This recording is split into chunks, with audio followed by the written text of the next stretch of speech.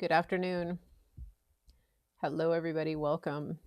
It's Monday, the 10th of May, 2021. Come on into the show. This is Real Talk with Mary Grace, and we are live. So come on in, share this out, say hello in the chat. We're streaming today on Clout Hub, Channel 111, YouTube, and Facebook under Mary Grace Media. Mary Grace Media on Facebook and YouTube, and then Channel 111 on Cloud Hub. So as you're coming in, say hello. We got a lot to talk about today, and I appreciate everybody who shares out the show. I think that we're being heavily censored, so that's not a surprise. So please take this link. If you belong to Telegram rooms, please take the YouTube link and put it into the groups that you belong to. If you're allowed to share links, don't spam it. Just put it in once, and then leave it. And then if you're in Facebook groups, please share this link into Facebook groups that you belong to. It really does make a difference. And then also make sure you leave comments after the fact on YouTube. So do the live chat on YouTube, and then when you come back later, leave comments and interact. And the same thing on Facebook. It really helps the algorithm. It helps us to show up in people's feeds. And on YouTube, make sure you hit the thumbs up and then subscribe. That's a red button, subscribe. And then also make sure you hit the bell so that you don't miss an episode. That's the housekeeping that we are looking at for today. Looks like people are coming in, and I hope everybody had a good weekend. I hope everybody had a good Mother's Day. We had a good time here. I did some gardening with my dad. So that was fun. I sort of tried to turn off social media as much as I could. So that was good. Okay.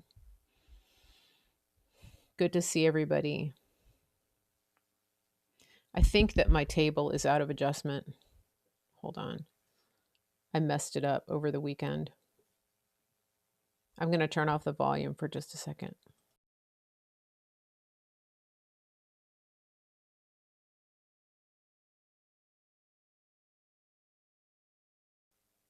Okay, I'm back. Let's see if that works better. Okay. All right. So, hope everybody had a good weekend. We have a lot to talk about. This is things are heating up. Are you feeling that? Are you feeling things changing? I know that it's frustrating dealing with a lot of the stuff we're dealing with, but on the legal front, things are happening. Um, there's some very interesting things going on, and the audit is happening in Arizona. Um, they're calling it America's audit because it really is the tipping point. It's the domino, I think, that is going to make others fall, and so we're already seeing that. There was a hearing today in Antrim County, Michigan. There's a lot of things that are happening in Georgia, Pennsylvania, and I think that people are getting more courage to do the right thing.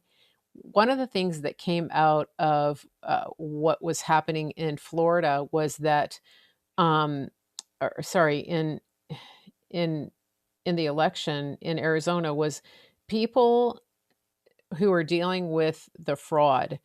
Uh, i- there was a lot of education that had to take place because even at the state level, people who are supposed to be overseeing and enforcing the rules according to the Constitution, they didn't actually know what their duties were. And so one of the things that we've seen happen in Arizona is that people actually have become more awake, and the citizens there have done an incredible job of really forcing the Senate and the Board of Supervisors to do what they were supposed to do. And up until that point, I think that there was a huge lack of understanding. Some of the things we know that a lot of the fraud, especially at the coordinated national level, we know, I feel pretty certain that that was coordinated and that there were nefarious actors at play. The reason, though, that I believe they were able to get away with what they did is that the state level and municipal level elected officials didn't really know what was supposed to happen or the way things are supposed to work. And that's what we're seeing come out of Maricopa County in Arizona. And what do I mean by that? So, for example, when it comes to just the oversight of election equipment and ballots, it's becoming pretty clear that the people who are charged with oversight and security don't exactly know how things work. Now I think that some of them do, and they are in on it. I think that a lot of people got caught up in the big lie as either part of their job or because they have been deceived and they genuinely thought that they genuinely thought that they were doing the right thing because Orange Man bad. And so I don't even think a lot of people understood just how deep their own involvement was and just how bad the things that they allowed or participated in were. And I think part of the reason that more information is coming out right now is because some of these people who either wittingly or unwittingly participated in the big lie, I think I think their conscience is getting to them and they're starting to realize the gravity of what it is that they actually participated in. Some of them are realizing I could go to prison. And so I believe that we're getting more people coming forward. I believe that we're getting more whistleblowers who are coming forward and saying, yeah, this happened on my watch and I didn't even realize just how bad it is that we were doing things this way. I think that's some of what we're seeing. Um, that being said, we're also finding out that that there are people in different branches of government um, in different positions that are um, just in it for the wrong motives. For example, the Secretary of State in Arizona, she is a she's not an impartial player, and I believe that a Secretary of State is actually supposed to administer elections. Like that's their main job, is to administer elections in a way that's equitable and that follows state law for all citizens. So the fact that we have a Secretary of State in Arizona who is obviously highly partisan is an actually is a real eye opener. And the the thing that's happening now is that this is the equivalent. What I think is happening is obviously the lights are being turned on to the process of how the election is supposed to be run, and we have the cyber ninjas and the Senate, the people who are pushing for the audit in Arizona, the Republican Party, Kelly Ward, God bless her. um, we have those people pushing for the audit, and in the process, it's shining a bright light on the process.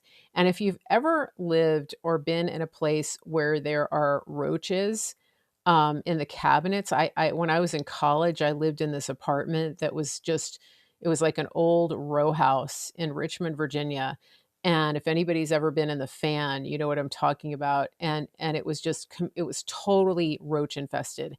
And at night, what would happen is when you turned off the lights in the kitchen, everybody went to bed, the roaches would come out and they would just have a field day. They didn't even try to hide. They were all over the counters. And then when you came in and you turned on the light, they would just absolutely, some of them would scatter, some of them would just sit there and look at you like, I dare you. And that's sort of what we're experiencing right now, because I would say that what we are discovering through these audits, um, we're not discovering that roaches exist. We're discovering that that the system is infested with them. And so because the light is getting turned on, that's when we're seeing them. And some of them are just so blatantly proud and stuck and partisan that they literally are just going to sit there and dare you to swat them off the counter. Now, some of them are trying to run away, um, but a lot of them just are so full of pride and assurance of what it is that they are doing, they're not even backing down. Like, this is what we're seeing with the Secretary of State. And so this entire operation is exposing the true colors of people. It's exposing the Republicans in Arizona who are supposedly on the Republican side. What we're seeing is that there are probably 90% of Republicans in leadership who are batting for the other side, which is actually really the uniparty. You know, it's I would say that there's a strong element of the Democrats too that are in leadership that are just constantly making backroom deals with Republicans. It's not one party or the other. It's all just one big globalist swamp. And because I think there are some Democrats in the voter ranks that actually genuinely want some of the same things that we want. And so, you know, this is, I've said this before and I'm going to keep saying it, that we actually needed this time to see, to expose, and to keep going in and turning on the light, turning on the light, turning on the light. Because every time we do that, we every time we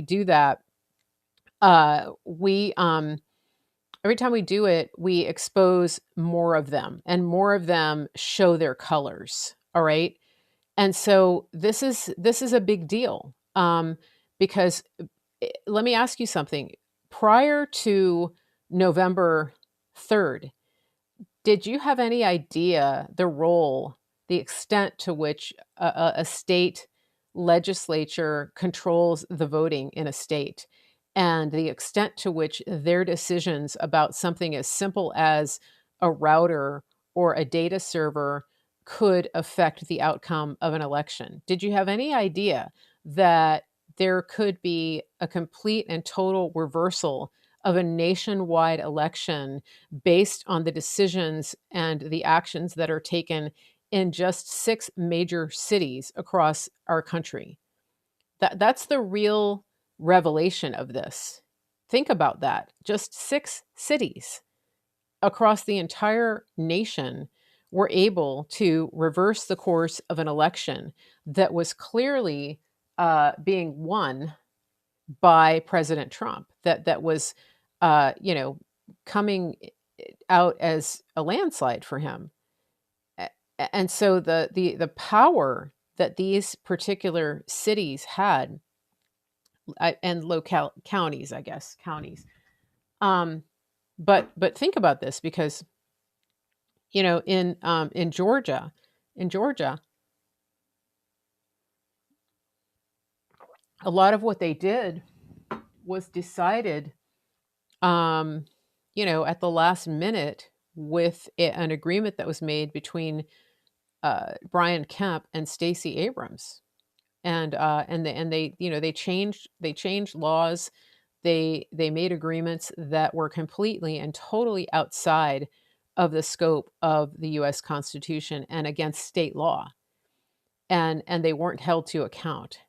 And so, you know, somebody mentioned in the chat that all of the transparency should have happened beforehand, and the process should have been made clearer. But here's the question that I put to you and to everybody: who's responsible for making that transparent? Who's responsible for understanding and knowing how all of this works? I mean, are we supposed to? Well, let me say this. One thing is that if you think about the level of engagement that the people have had, so just imagine for a minute that somebody took it upon themselves to educate the people and to say, okay, let me explain to you how these elections work. Uh, and let me just explain to you how transparent things need to be. And let me tell you up front what could happen. Well, what I'm going to tell you is that that actually did take place. There were people, including Democrats, who were trying to sound the alarm and explain to people what was happening, but nobody was listening. And I'll tell you why. I'll tell you why nobody was listening. Because Americans, by and large, have been completely disengaged from the political process.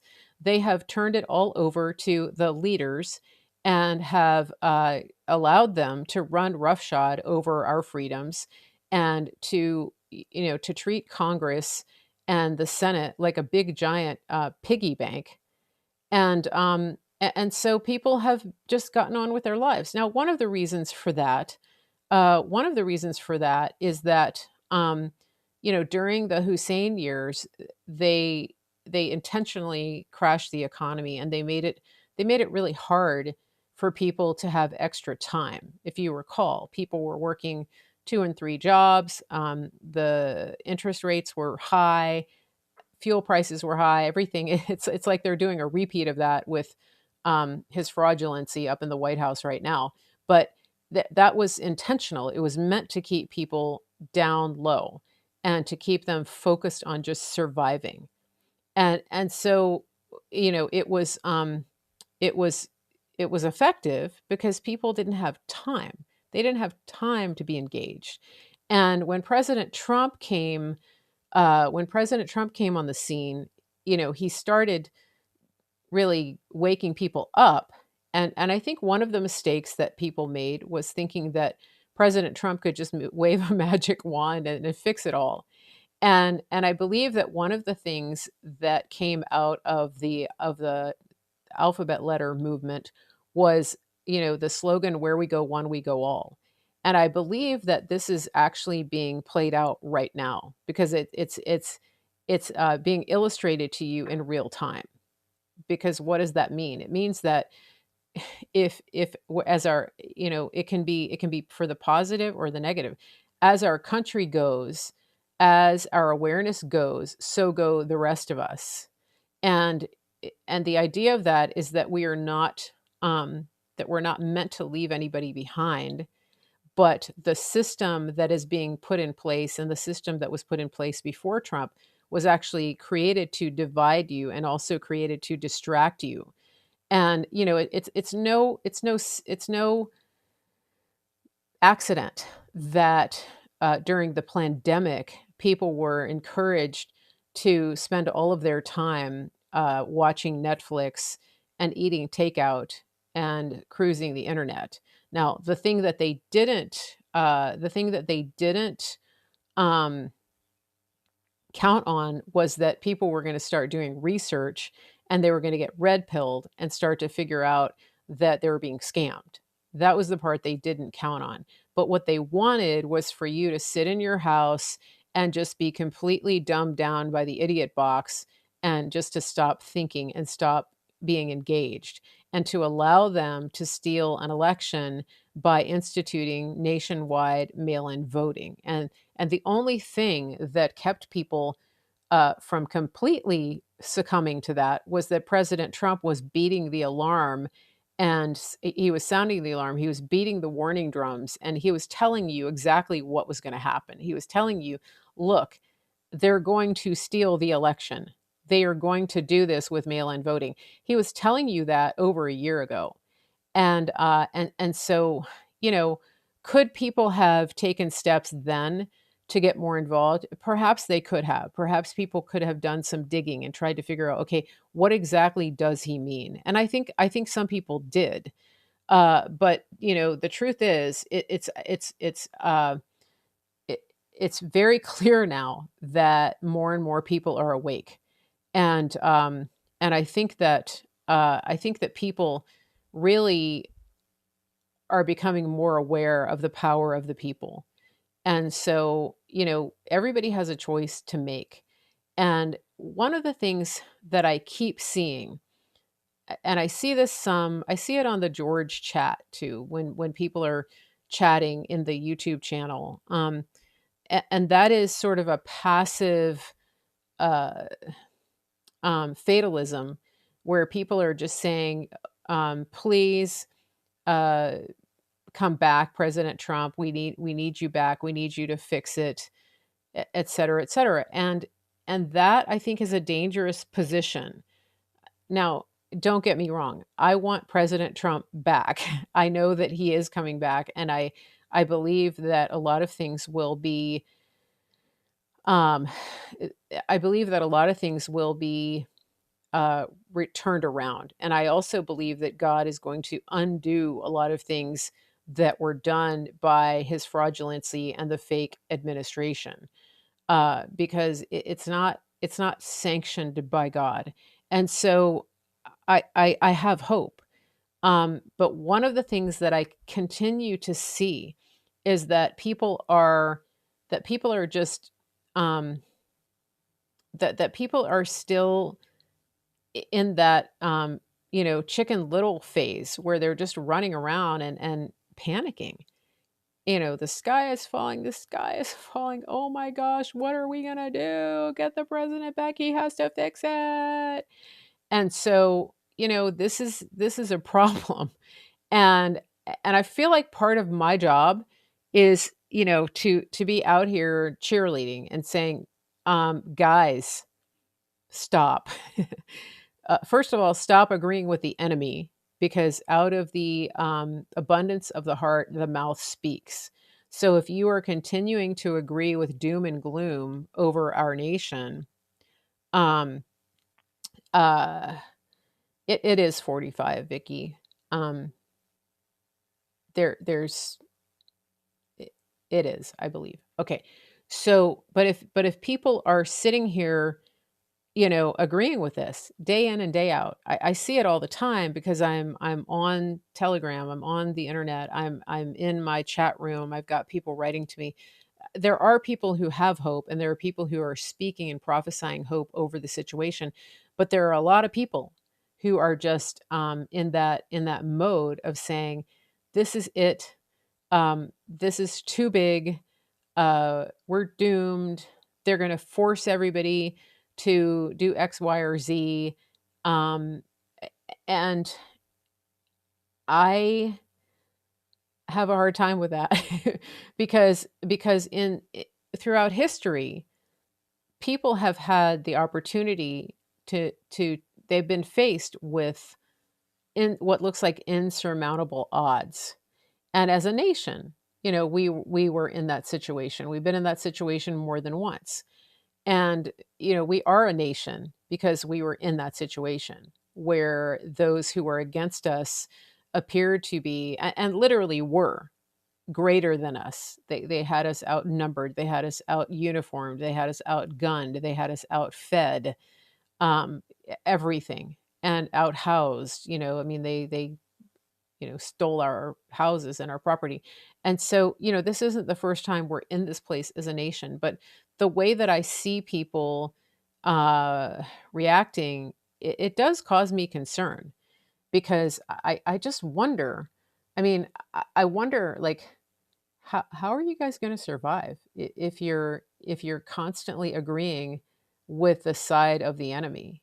Because I want you to understand something, that you know, when it comes to God and the fact uh, that God wins, and that we know that His will for America is to prosper, and as goes America, so goes the world.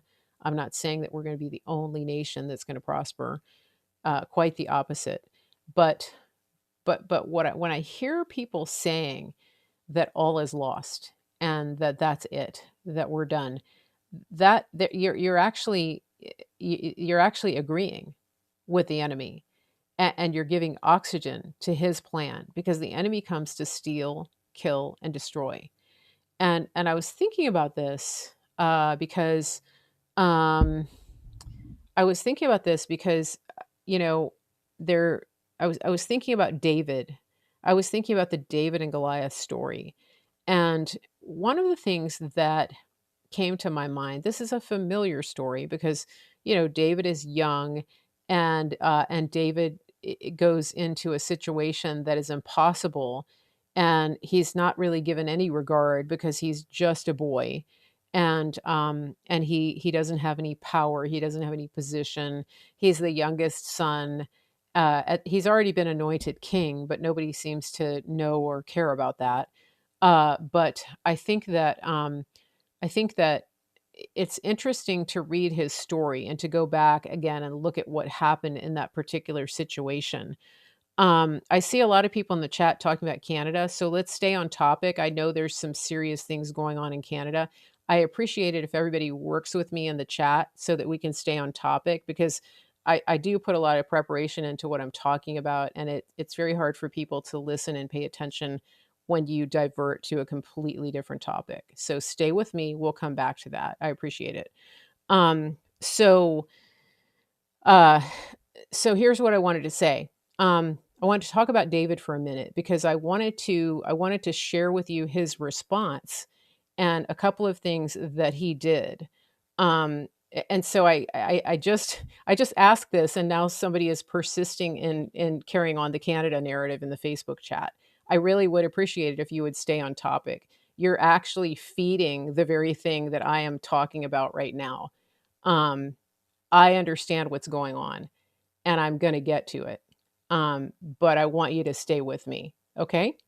So let me just read you this because I want you to understand his his attitude and a couple of things. I'm not asking if you can multitask. I'm asking you to respect what I'm talking about. I'm literally just pulling over my broadcast right now. The reason that I'm asking you to stay on topic is not because you can multitask, but because it's a distraction when you start a completely different topic in the chat. I have 3 chats going at the same time, and I'm asking my listeners to help me with the topic that I'm on. And that's what I'm doing because I'm here to teach as well. So I don't want to block people, but when I ask respectfully, um, that's what I'm asking for. Okay. So if you want to have a conversation, go to a DM with somebody so that you don't distract from the people who are here to listen to what I'm talking about. Sometimes when I'm talking, it's fun, it's lighthearted, people are chatting. This is not one of those moments, especially when I stop specifically to ask you to stay on topic. Okay.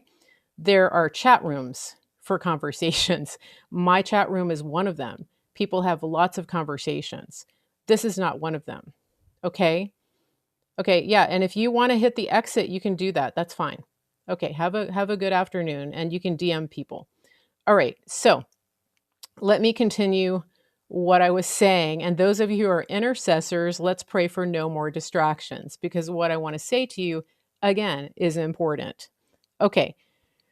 So, so this is the part where David is being asked to go. Yeah, people are going to get offended. That happens. Okay, so so David is being sent to take a meal to his brothers because the whole army is under siege, and the Israeli army has been under siege for a while, and they're being beaten by a horde of giants, and they basically have given up hope. And so the situation looks really bleak. And um and so so what's happening is that David is being sent up to really just to take lunch to his brothers. But and he doesn't know exactly the whole situation. He just knows that he needs to go and take care of his brothers. Okay. So I think this is interesting. So he gets up to the camp, and it says this is in uh where am I? Sorry. This is in 1 Samuel 17. and I'm reading from the New American Standard. Okay. So, so he gets up to the camp. Okay. He came to the circle of the camp while the army was going out in battle array, shouting the war cry. Israel and the Philistines drew up in battle array, army against army. So things are really heated up. This is in verse 20. Okay. And then it says, then David left his baggage in the care of the baggage keeper and ran to the battle line and entered in order to greet his brothers.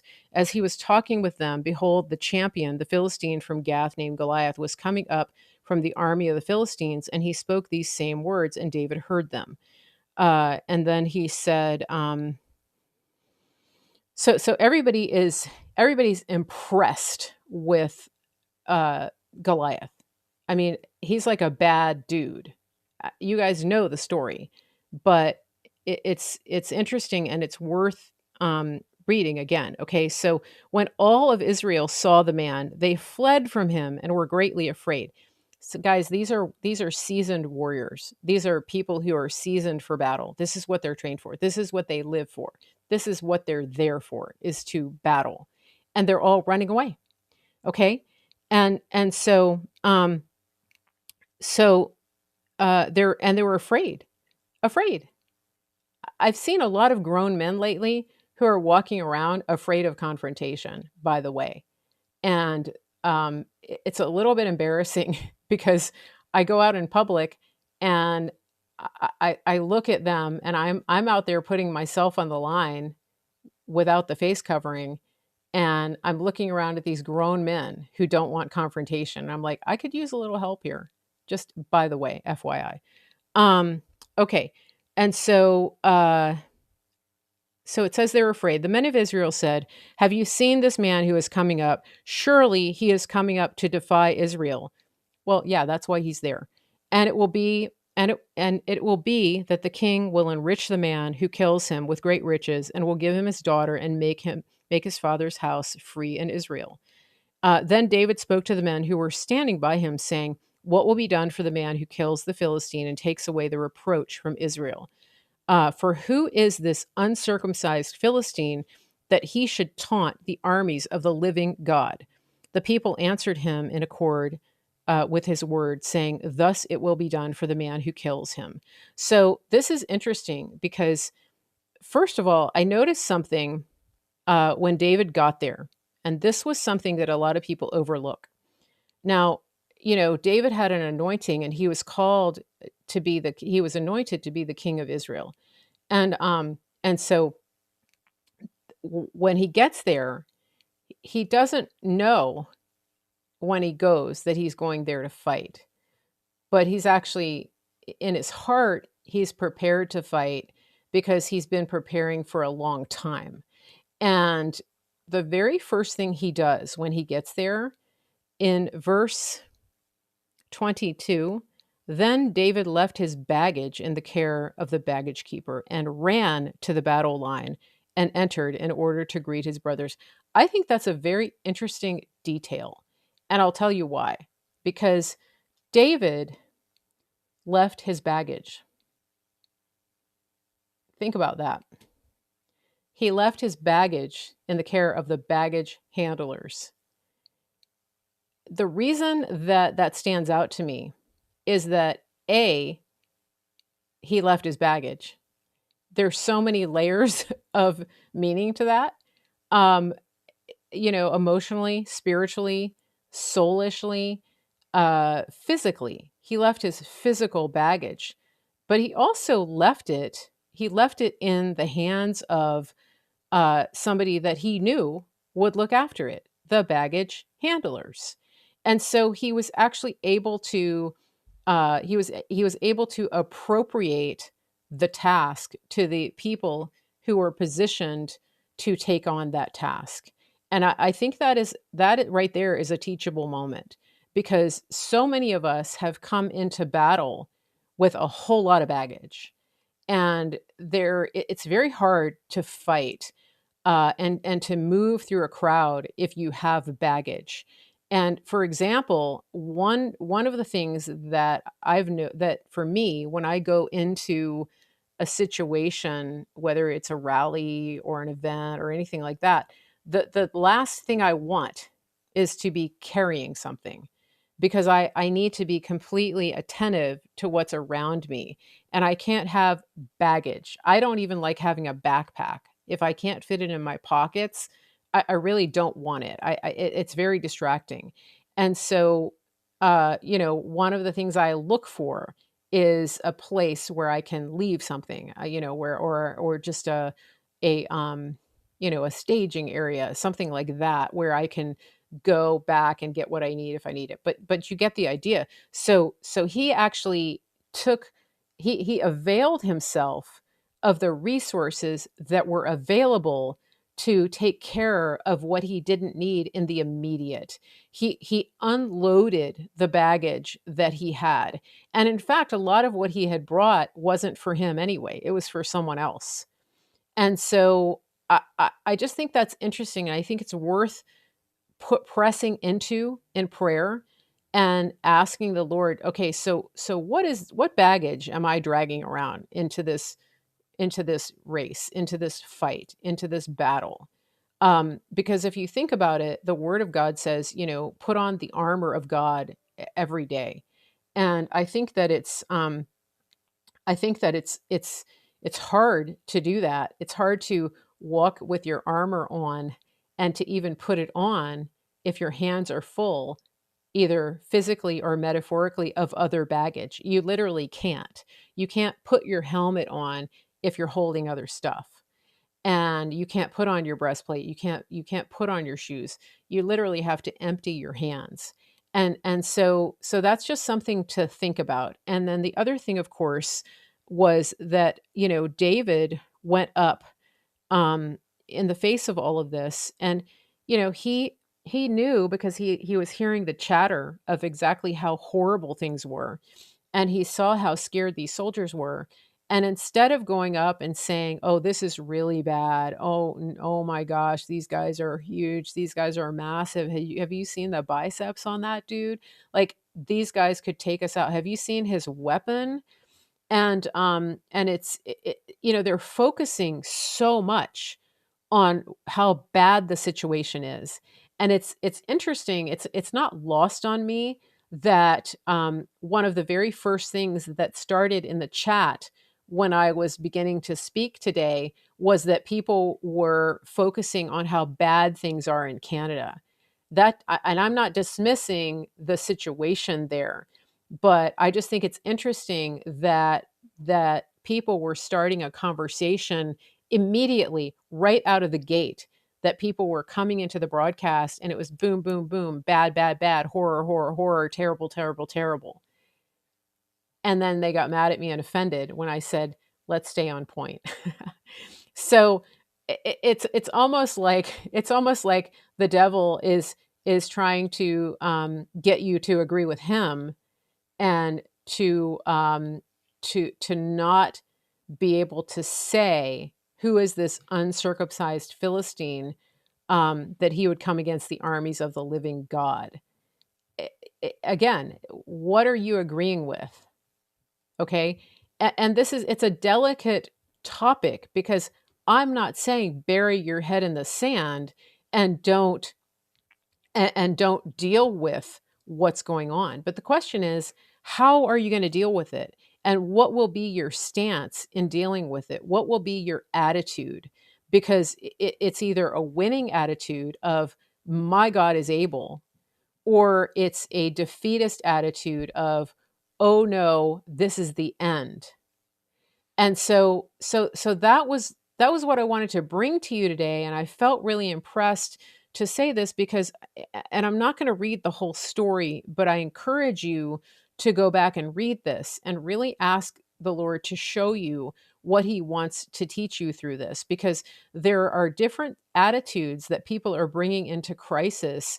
And uh, and a lot of what is going on right now is that God is really allowing people's character to come through. He's allowing the character and the test of character to come through. And so, it's we can always look at something from different angles.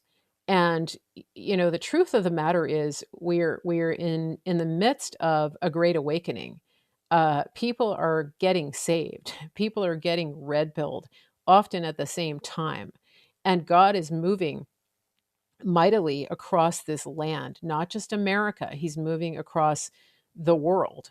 And so, what is the attitude that we're going to take? Are you going to walk into a room spewing the negative and the fear and the, oh no, Goliath is huge? Or are you going to walk into a room and say, who is this uncircumcised Philistine that he would taunt the armies of the living God? Okay. So, we can stand on our principles, and we can call out the lies, and we can stand as a beacon for truth while agreeing with God's agenda. Do you understand what I'm saying?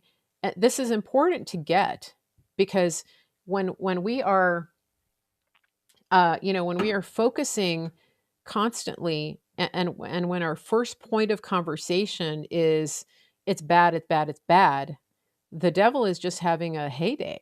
Oh, this is great. We have them right where we want them, you know? And I'm talking specifically to believers, because, people who don't know the Lord, they don't necessarily have a kingdom mindset. But in David's situation, right, he was dealing with his fellow Hebrews. They're the people of God, and so there's no excuse for them not to understand and not to have the perspective of God wins. So this is a time, and this is a challenge, and this is an opportunity to check your soul and to check what it is that's coming out of your mouth. Because if the things that are coming out of your mouth are constant negative, negative, negative, this is the end. We're all going to die, and everybody that comes into contact with anybody that took the juice, whether willingly or unwillingly, we're all going to die. That's I, I'm really going to challenge you. So, why? What changed? Did God stop being able to help you defeat the enemy against overwhelming odds? What changed in the last month, 2 months? Okay. Um, how did David know the bad guy was uncircumcised? Because he was a Philistine. They didn't circumcise. They weren't, the Hebrews were the ones who circumcised. So, yeah, okay, Roger on YouTube. This is a good point. Okay, it takes wisdom to know the difference between a negative confession and perceiving a situation. I think that's a good point. Yeah. David wasn't denying the situation. He was actually acknowledging it. He was acknowledging that the enemy of God was coming against God's people, and he wasn't going to tolerate it. That was the difference. The Hebrews were making a bad confession. I mean, they were saying, right? It says they ran away, and they said, "Have you seen this man who's coming up? Surely he's coming up to defy Israel." That means surely we're going to die. That was the confession they were making. They were agreeing with the agenda of the Philistines. And that's what I'm calling out today in the people of God. Are you agreeing with the agenda of the Philistines for America, for Canada, for North America, for the world? Or are you agreeing with God's agenda, which is life and life abundantly?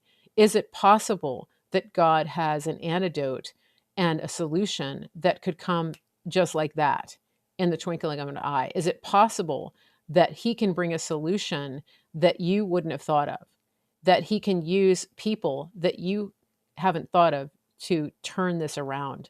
Is it possible that you could be one of those people, and that God is calling you to change your narrative inside your head so that you are in agreement with his plan and his purposes, and that you're not fueling the fire of what the enemy wants to accomplish over this world? And that is why I was asking you to stay with me in this conversation. And I'm gonna do that more in my live streams. I do it sometimes, but this is an important time. It's important for people to be engaged. I'm not here to entertain you. Sometimes when when I'm doing something like the pajama party, that's entertainment. Chat away, okay? This is um this is not that. I'm here to help you understand what's going on. I'm here to help you divide the word and the will of God. And so I am asking you to be on point, to be focused, to be ready, because I can't talk to everybody individually. And so what I'm doing right now is I'm helping to lay a foundation so that you guys can go out and also be the light, and that you can help spread the truth of what it is that I'm getting revelation of. I hope that makes sense. And I have people who tell me, people write to me, friends that I have who watch my show, they tell me every week. They say, listening to you has helped me to talk to my family, to teach my adult child, the talking points and the logic for why we are doing what we were doing. And so that's one of the reasons I'm here, is to help train and equip you.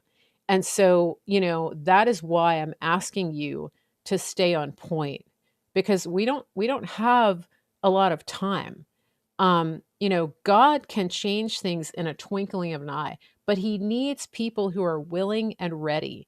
And he's raising up a force of people who are willing to lay down the baggage of, for example, their own need to dominate a conversation in someone else's live stream, to lay down that baggage, to lay down the need, the tendency to be offended when somebody asks you something, those kinds of things. He's looking for people who are willing to learn and willing to take the steps, to do the things that he's put me here to encourage and exhort you to do.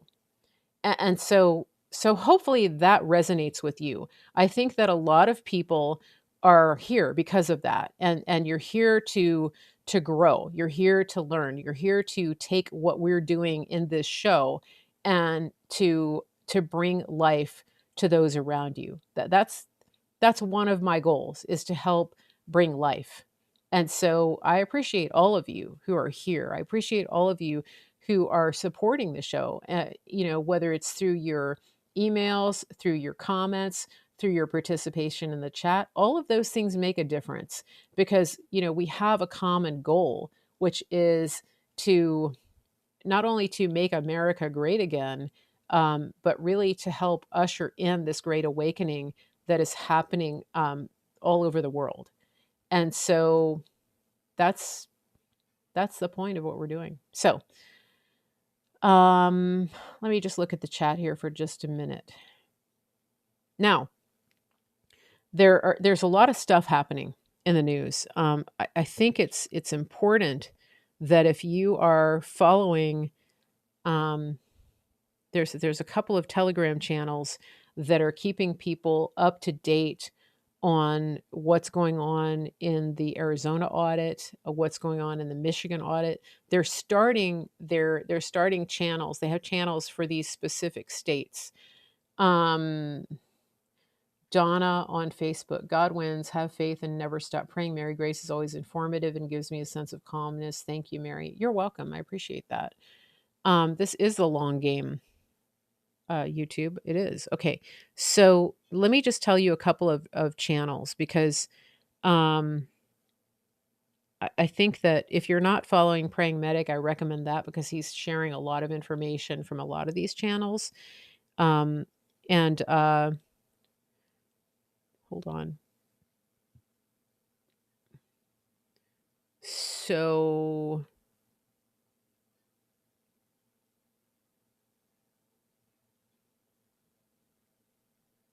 Let me just check something. Okay. No, that's a different topic. Okay, so Arizona Red Roots is one of the channels. Arizona Red Roots. Um, that's an important channel. They're really doing a good job of laying out what's happening legally and politically in Arizona.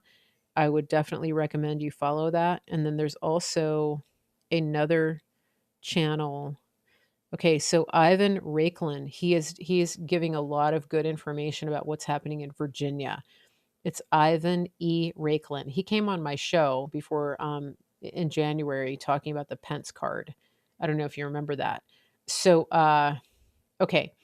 Um it's Raiklin, Ivan Raiklin. Um okay. So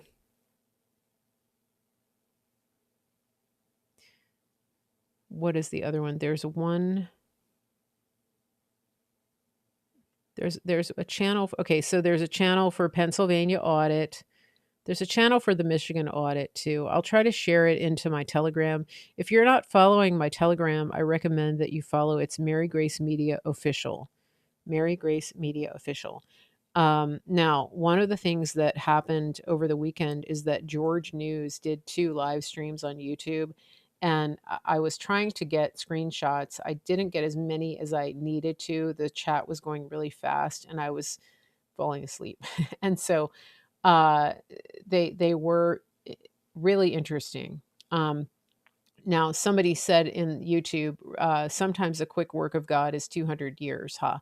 That's true, but I believe in the case that we're dealing with, he's not waiting 200 years to turn this around, and I'm getting that myself prophetically, but also from a lot of um, a lot from a lot of the prophetic voices that I follow, and these are consistent prophetic voices. These aren't people that have come out of nowhere. These are people that God has been speaking to about the nation, about the mountains of influence, about America and other countries for a very long time. So Kat Kerr, Johnny Enlow, Hank Kunneman, these aren't flash in the pan prophecies. I'm getting really consistent messaging about what God is doing, and I'm getting it in my spirit too and in my dreams. So, yes, there are things that can take a long time. I really I have reason, I have really good reason to believe that this isn't one of them. So I'm encouraged by that. And another thing that I wanted to tell you is that um I had uh I had a dream. It was really interesting. It was a dream about healing. And a lot of you know that God is a healer, and that he's given us as Christians the ability to heal and to cast out demons, to raise the dead, to heal the sick, and to open blind eyes. And that's something that Jesus um, specifically said to his disciples, of which you are one. And so I I wanted to encourage you because I had this dream where God was telling me about healings, and he said, I woke up and God said healings galore. I thought that was really interesting. And the thing that he told me is that in the same way that the believers and the people that have not strayed from the promise of God for our nation, the people that have remained firm in their conviction about what God is doing, God said that He's honoring those people, that He's prospering those people. But then what He told me the other day is that He's actually also going to be he's going to be overflowing the not only the prosperity but also the healing, and so that the people who are the faithful, who have not wavered, the people that have taken the slings and arrows, that have lost friends, that have been attacked on many fronts for standing with the conviction about what God has said um, about our nation. Yes, those people are going to be prospered. But what he showed me the other day is that there's going to be a spillover, is that people who just come into contact with those people that God is prospering, they're going to have the spillover effect of the prosperity and also healing. That there will be healings, that the people that God is prospering because of their faithfulness to our nation, to stand and not to give up, that people who come in contact with them will actually receive healing spontaneously. And the thing that he's been showing me is it's not like somebody's going to have a word of knowledge, and they're going to go up to somebody and say, "Hey, does your knee hurt? Let me pray for you." Not like that at all. Just being in proximity of these people that God has been raising up and prospering, that just by being in proximity, that other people are going to get the spillover effect of God's goodness and his healing. That's amazing, isn't it? Yeah, exactly. Pressed down, shaken together, and spilling over. So it's just it's an overflow, and it's an overflow of goodness. It's not just it's not just um, the dregs. It's an overflow of abundance. And so I'm going to address the comment that somebody made about repentance. The church has been repenting for a very long time. The intercessors have been praying and repenting not only for the present sins but the past sins of this nation. There are people who have been interceding for this nation for years, some of them. And so, I don't think that we're in a place, and we don't have to agree about this, but I really don't believe that God is demanding more repentance. Does that mean that individuals um, have to turn? No, that's not what I'm saying. Yeah, God is calling people to turn from their sin. There are some churches who have remained closed, who are refusing to take a stand. There's some repentance that's going to have to take place there. The church as a body, the body of believers, I don't believe that God is holding out for more repentance. I don't believe he's saying there hasn't been enough repentance. Just another 5 years of destroying America, and then I'll hear you. I really don't believe that. I believe that God has heard America's cries, and that I think a lot of what's happening right now is further great awakening, but I don't think it's contingent. I don't think God acting is contingent on the church, um, on the church doing more repenting. I really don't. What Vicky says is good. Um, yeah, the sorting of the wheat and the chaff, and that's something that God showed me as well. There are a lot of leaders in the church that God is going to that are going to be cast off because they have refused to do. They've refused to stand. They've refused to walk with what God has revealed. There are a lot of people in churches who have told their flocks to support his fraudulency and to pray for him, and that it's God's choice just because he was fraudulently installed in the White House. That's false. And uh, um, I think that it's going to be interesting to see, but I don't think that God is holding repentance over the heads um, of our nation. I really don't. So that's my opinion. That's my observation, and I'm going to stick with that. So okay. Now a couple things. I will be back. Yeah, Marianne, I think you may be right about that. Okay, so listen, remember I changed my schedule. So I'm going to be back on Wednesday and Thursday of this week. And I'm gearing up to do some different things with the show, to make some changes on my formatting and on the way that um, and the way that the way that I'm going to run the show. So I think you're going to be happy. I think you're going to be excited, and it's going to be even better content. It's going to be good. And so, still teaching. You're still going to get me teaching and me real and raw and unplugged, and it's just gonna get better. And I wanted to thank all of you who are continually supporting the show. I completely bypassed my 1 year anniversary of my regular show times with Mary Grace Media. I don't know if you realize, but I started doing my regular shows all the way back in January of 2020. And then things got a little bit crazy with the pandemic and a lot of the things that were happening. But it's amazing, isn't it? So it's almost a year and a half that I've been doing a regular show, and I put it on my website, and I've just been more consistent with the show, and that's thanks to you guys. A lot of people are supporting the show at the website, marygracemedia.com. There's a support link on there, and then one of the things that has warmed my heart the most is that people are jumping on the superfoods train, and people are getting healthier. People are doing the lifestyle transformation that we have. Some people are doing 30, 60, 90-day resets. I have a listener who wrote to me last week and said, for the first time in his memory, he got on the scale, and it's under 300 pounds, and he has lost almost 60 pounds.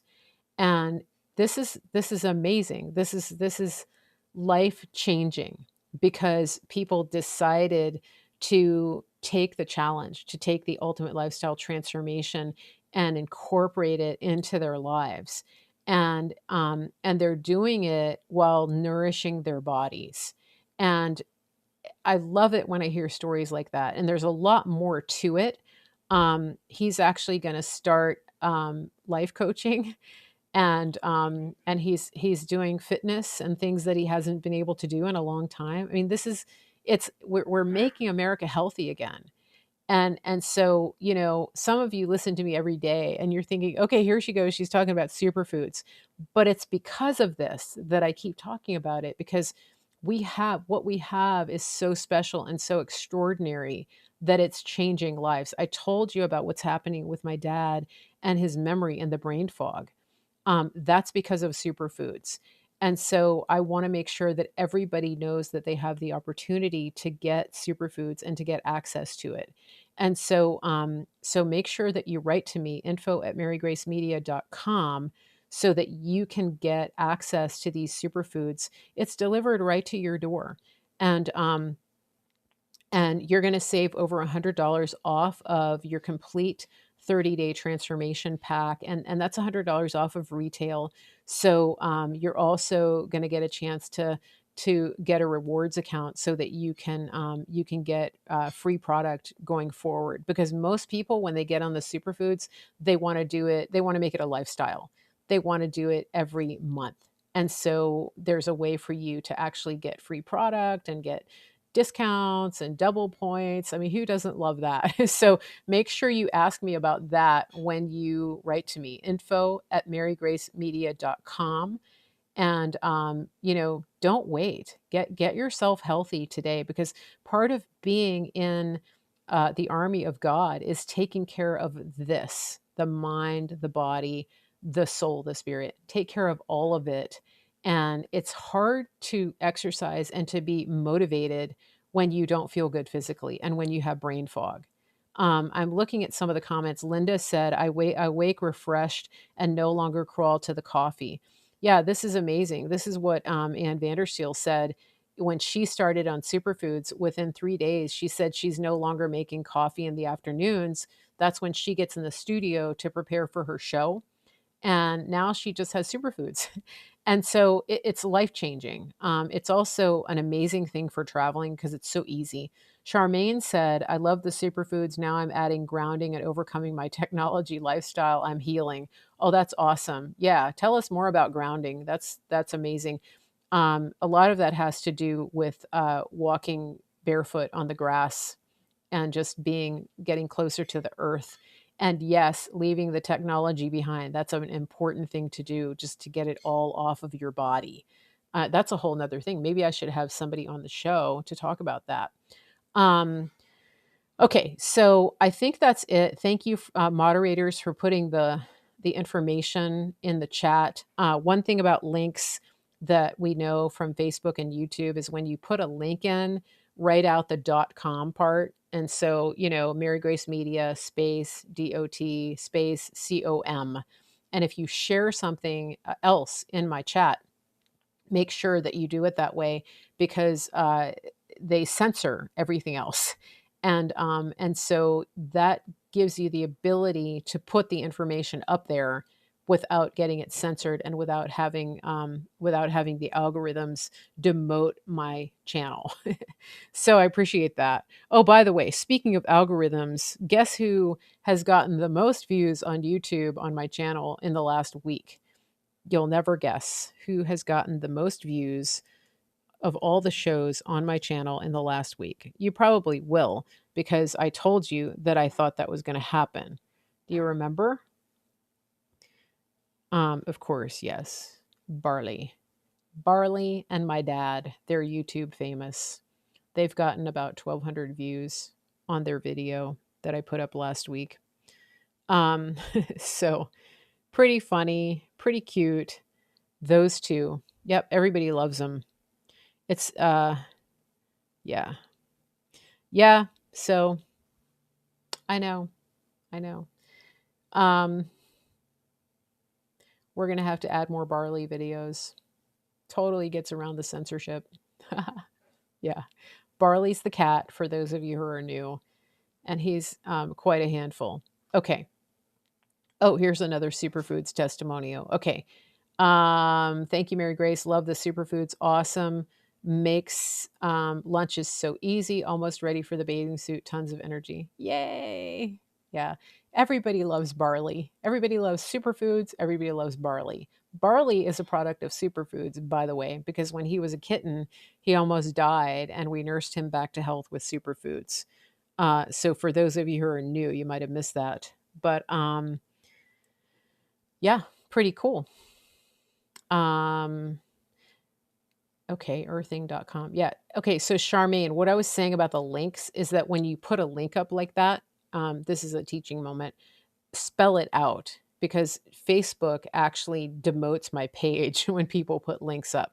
So write out earthing space dot space com. That actually really would help me. And it also helps your comment to be seen. It's crazy. It's just, it's horrible. But they hate external links. They're selfish that way. Okay. Yeah, go outside barefoot for sure. Garden segment with dad. Yeah, one of the reasons, speaking of grounding and earthing, is that people the reason people love the beach and walking at the lake and things like that is that and just being outside in general is because it's because you're grounding, and you're getting a lot of negative ions, and reversing all of the charges that build up in your body with the electronics lifestyle that a lot of people read.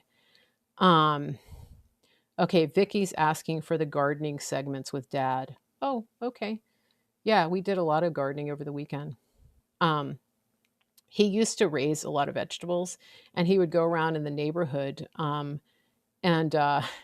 and he with a wheelbarrow and give away produce because he grew so much food. There was one summer where we had so many green beans. I remember just looking at my parents and saying, I just can't. I got nothing. I can't eat another green bean. That was kind of the end of me and green beans. We had so many. It was like they were on the table every day. Uh, so, um, although I like the country style green beans, like like cooked to death with salt and a little bit of sugar and a little bit of fat back. Um, that's that's my style of green beans. I don't like the frou-frou, steamed green beans. Although I like French style green beans, those are good. But okay, we're going all over the place. So here's the thing, right? I don't mind having a diversity of chatting, but when I'm in the middle of teaching, stay on topic. So, um, barley, barley got out the other day when we were gardening, and he got out onto the patio, and I was afraid that he had gotten lost, and then it turns out he had actually gotten scared and he ran back in the house, and I came in looking for him. I couldn't find him, and I thought, well, I'm going to shut the door, so if he's in the house he'll stay, and if he's outside he'll come to the door and cry. Well, it turns out he had run back in the house, and he was scared, so he was just lying on the floor, just uh just watching me. um Let me see. I think I have a good video to put on YouTube. I told you he's obsessed with water, so I think I'm going to put this video up there. But he's a pretty funny cat. You know, one thing he does. Okay, do any of I haven't really covered Canada. Delia, you know, I think I should do that in another show because there's a lot going on in Canada, and it's getting late. It's like 6:48. We need to pray for Canada, though. That Canada is a mess. I mean, I know people there um, who are having serious issues. So, you know, as bad as you think America is right now, um, you really need to understand it's not just Canada; it's other countries. And I will come back to this on the next show, but this is serious because what I'm really trying to get people to understand is how much President Trump saved us from in doing what he did. Oh, thank you, Delia. Yeah, I appreciate it. Squirrel. But it's I don't know that we're ever gonna know fully just what it is that President Trump did. Um, um, i- the extent to which he saved us from really a lifetime of waiting for a cure to something that was created to kill us. And to give you an example, I want you to think about this. Think about how many years the government has been funding the race to the cure for cancer. Was that even a thing when we were kids? Were there cancer hospitals? Were kids that you knew dying of cancer? Were they catching cancer? Was it like the number one childhood killer? No. Where did that come from? And why are we devoting so many resources to a cure? Do you understand what I'm saying? I'm giving you an analogy right now without telling you specifically the topic that I'm talking about. Okay, think about this. Think about it. If President Trump hadn't done what he did with Operation Warp Speed, we would be stuck forever funding and waiting for somebody to come up with a cure to the very thing that got you locked down.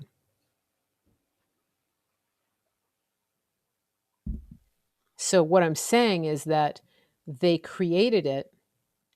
Yeah, Delia, I think all of us probably knew like one person, but now there's entire hospitals for childhood cancer. That's my point.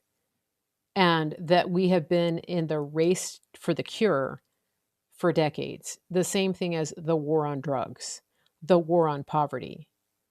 And so what I believe the president did was he put a total stop to any agenda that would lock us into a perpetual cycle of the race to the cure for the C virus. That's what I'm talking about. Okay. Um, and I'm talking about the United States. And I understand that some businesses are mandating, but I will tell you that what President Trump did, and I need you to hear me loud and clear, everything that he did with this specific operation was to prevent Americans from being mandated to take this, because he made it emergency use authorization. I need you to understand this loud and clear. Listen, ask for wisdom and understanding on this, because they wanted you locked down in America forever. They would never have come up with the treatment. It never would have happened. It would have been completely and totally out of reach, and they would have dragged it on for years and years and years. Oh, just one more year. We're so close. We're so close to finding it. And so, as bad as you think it is now that people are having to sit in separate sections, or that you think it's being mandated in certain areas, what I'm telling you is that your life would have been a living hell beyond what anything you could imagine right now in America. Um, so just be aware of that, okay? I think people are completely missing the perspective on that. And so, yeah. So, and this is, you got to understand this. I'm probably going to beat this horse 1,000 times. I'm going to beat this drum over and over until people really understand this. Okay. Um, yeah. And Dana, you got to fight that. You got to fight it. Okay. Um, so yeah. And I would be, this is where parents have to step up. Okay. I'm not saying it's easy, but I'm telling you that your kids wouldn't even be in school if President Trump hadn't done what he did. They would have dragged this out, and then there would be a new strain, and then there would be they would be throwing more and more and more money. They're already throwing trillions of dollars into their money laundering schemes to drag this out. Okay.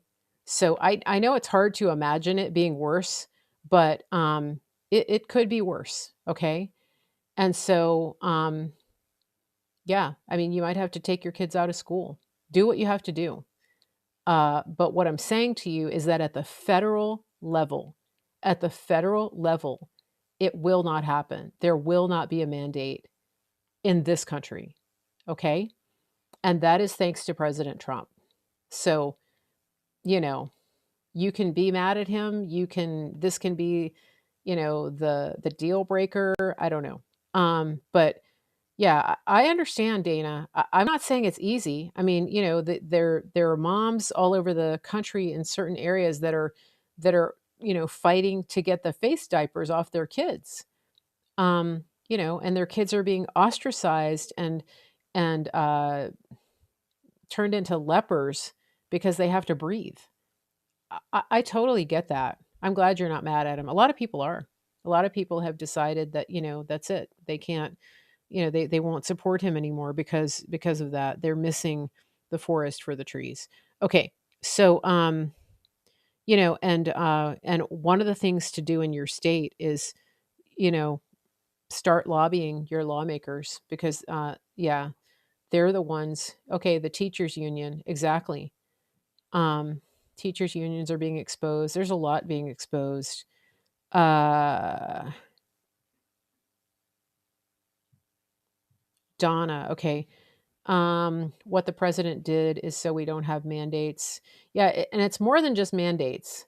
Yeah, it's that he did it so that we would not have endless lockdowns, that the country wouldn't be um, shoved into perpetual third world socialism. I know that you think it looks bad right now, but honestly, when people really start to wake up to this and understand what the agenda was, um, you would be kissing him.